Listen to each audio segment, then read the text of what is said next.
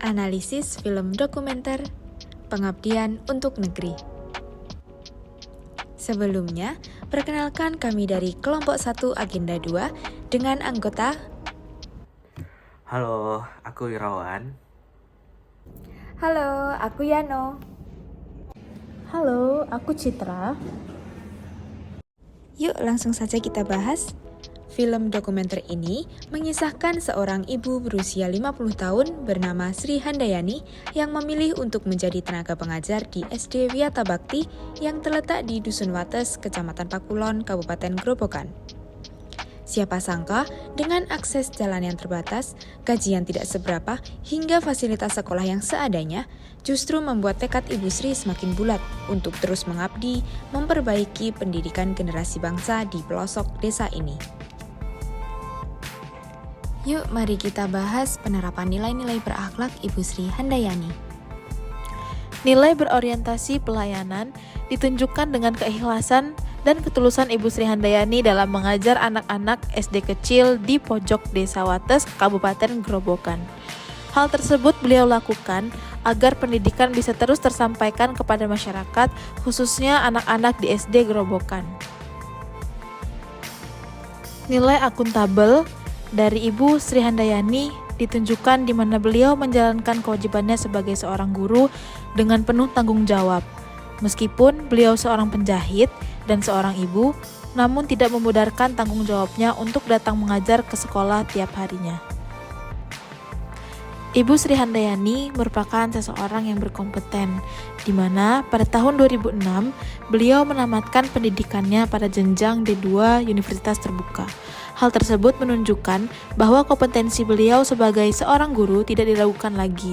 Kompetensi beliau juga terlihat di mana murid-muridnya sangat menantikan beliau untuk mengajar. Kedekatan Ibu Handayani dengan murid-muridnya menunjukkan bahwa Bu Han memiliki nilai yang harmonis dalam dirinya. Meskipun ia hanya mengajar anak-anak dari desa kecil, namun beliau tidak membeda-bedakan dalam mengajar mereka. Kesetiaan Bu Handayani untuk mengajar di desa kecil selama belasan tahun menunjukkan sisi keloyalannya. Selain itu, meskipun telah ditawari untuk mengajar di SD yang lebih bagus, beliau menolaknya karena merasa ingin terus memberikan pendidikan di desa tersebut. Meskipun akses di Desa Wates merupakan medan yang sulit, namun tetap dilalui oleh Ibu Handayani. Ini menunjukkan beliau dapat menyesuaikan situasi sesuai dengan keadaan yang dihadapinya. Ibu Handayani bersama dengan masyarakat dusun bekerja sama dalam membangun pendidikan di dusun tersebut.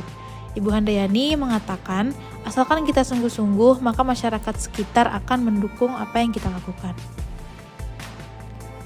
Dampak tidak diterapkannya nilai berakhlak. Yang pertama, apabila nilai berorientasi pelayanan dan rasa tanggung jawab tidak ada dalam diri Ibu Handayani, maka pendidikan tidak akan tersampaikan kepada anak-anak di dusun tersebut. Yang kedua, pembelajaran tidak akan tersampaikan dengan baik apabila Ibu Handayani tidak memiliki kompetensi yang memadai. Yang ketiga, apabila Ibu Handayani tidak memiliki nilai harmonis, maka murid Ibu Handayani mungkin akan terdemotivasi untuk berangkat ke sekolah. Selanjutnya adalah dampak apabila nilai loyal tidak ada dalam Ibu Sri Handayani, maka tidak akan ada guru yang setia mengajar di dusun tersebut, sehingga mungkin akan banyak anak-anak yang putus sekolah.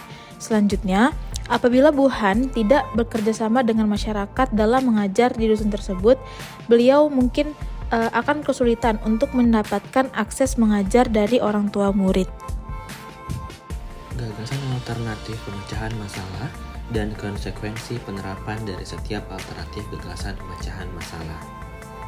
Yang pertama, percepatan penyelesaian pembangunan infrastruktur jalan menuju sekolah.